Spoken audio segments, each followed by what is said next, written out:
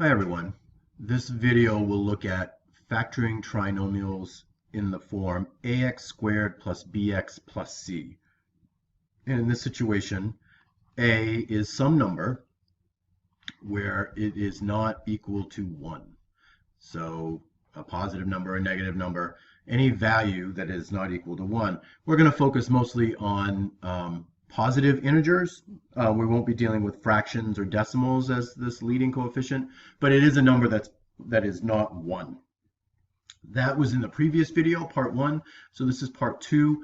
For factoring trinomials in this form, we are actually going to use a couple of other skills that we've applied before. We're going to have to deal with factoring by grouping, which means that we also have to work with the greatest common factor. So there's quite a bit to this, but once you see the steps, it's actually not that hard. But it's just keeping in mind the order that things need to go. So I'm going to write down the basic steps first, and then we'll see this in action. It might be easier to do, or easier to see by actually doing. So first, we multiply a times c. So we multiply a and c. All right, so a refers to this coefficient here, c refers to the constant there. All right. Step number 2, find factors of a times c that add up to b, that number right there in the middle. This sounds very similar to what we did when we factored trinomials in the first video, where we look at that last term and we find factors that add up to the coefficient of the middle term. This is very much that same idea. Step number 3, replace bx with these factors. And this is what's harder to describe in words and will be easier to see when we do it. But we're going to replace bx with what we found in step number 2, and then step number 4, the last step here, is factor by grouping. So it sounds really complicated. We're going to do a bunch of examples, and hopefully you'll see that it's really not that bad, but you do need to work your way through this process. So let's look at the trinomial 2x squared plus 13x plus 15. Okay, so step number 1 is that I need to multiply 2 times 15. That's a times c. And when I do that, I get 30. Step number 2 says find factors of 30. So this is step number 2. Factors of 30 that will add up to 13. So let's look at factors of positive 30 that add up to a positive 13. So we got 1 and 30, that doesn't work. We got 2 and 15, that doesn't work. We've got 6 and 5, that doesn't work. We've got 3 and 10, that works. So 3 and 10 are factors of 30 that add up to 13. Step number 3, and this is the one where I said that it would be easier to see, harder to explain, but easier to see, where we're going to replace 13x with 3x and 10x, because 3x plus 10x is 13x. So we're going to replace the 13x in that trinomial with 3x and 10x. So we rewrite our equation, 2x squared plus 3x plus 10x plus 15. All right, so we've replaced 13x with 3x and 10x. And together, that does make 13x. Okay, so just to kind of bring this back and kind of neaten this up a little bit. 2x squared plus 13x plus 15. So step 1, we did 2 times 15 and we got 30. Step 2, we found factors of 30 that added up to 13, and we figured out it was 10 and 3. Step number 3, we replace 13x, so we write 2x squared, so we could write 2x squared plus 10x plus 3x plus 15.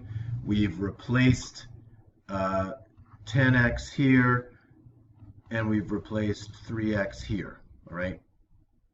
Now we're going to factor by grouping. We did this a couple of videos ago. The greatest common factor in the first group here would be 2x, and so we think about what would we multiply by. We would multiply x, and we multiply by positive 5. We look at the second group, and the GCF here is 3, because 3 and 15. And again, we look at what would we multiply by, and we would multiply by x plus 5. So our final factored answer is x plus 5, 2x plus 3. And that's our answer. X plus 5 times 2x plus 3. That would be that polynomial in factored form. Okay, so let's see a few more examples. Hopefully you'll see that once you get the hang of this, it doesn't take a lot of time.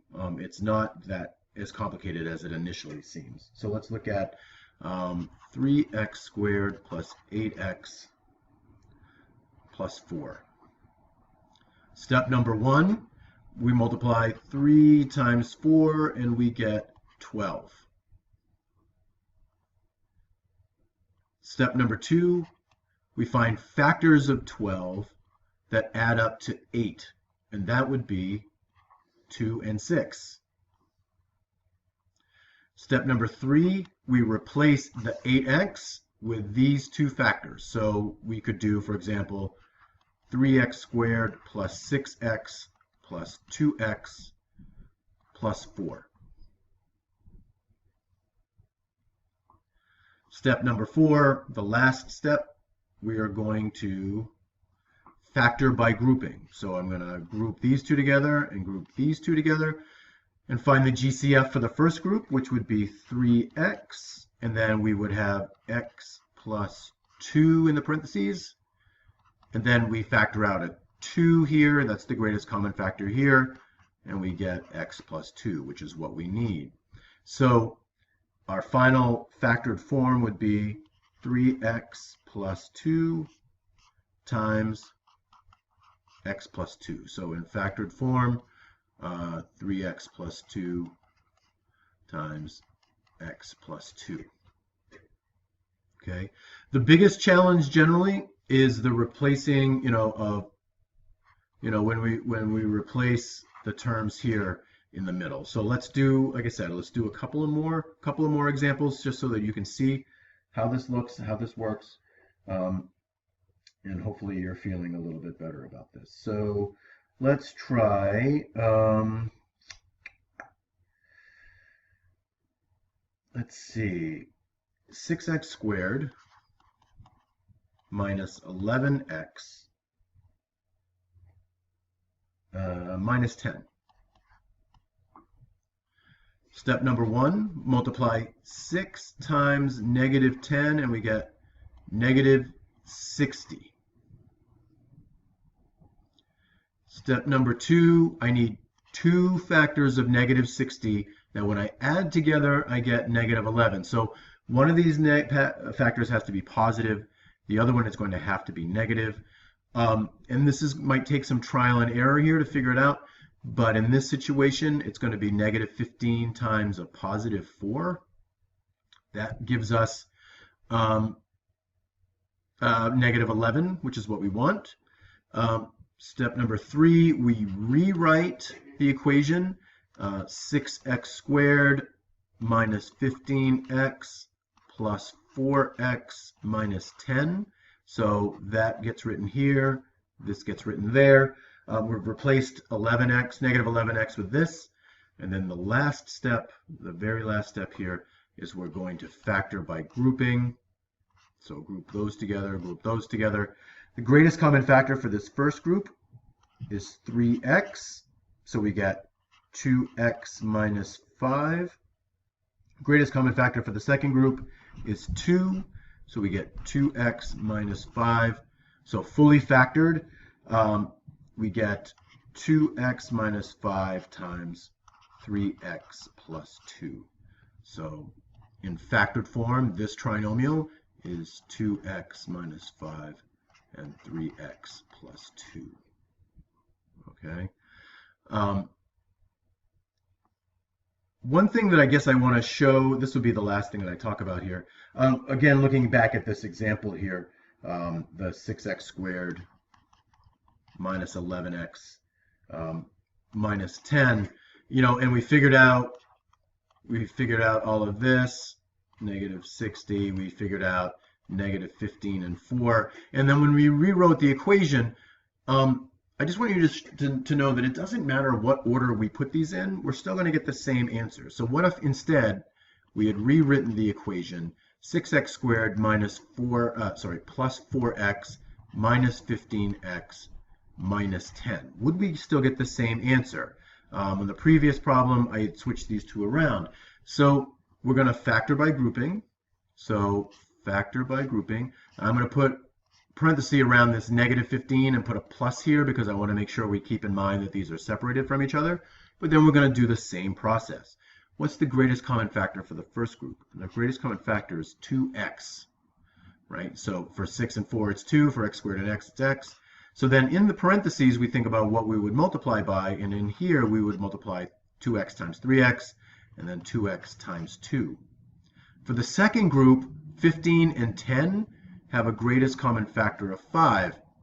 But because this is negative, I need to make sure that this is negative out here so that when we factor out a negative 5, we end up with the same group here, same terms in this factor.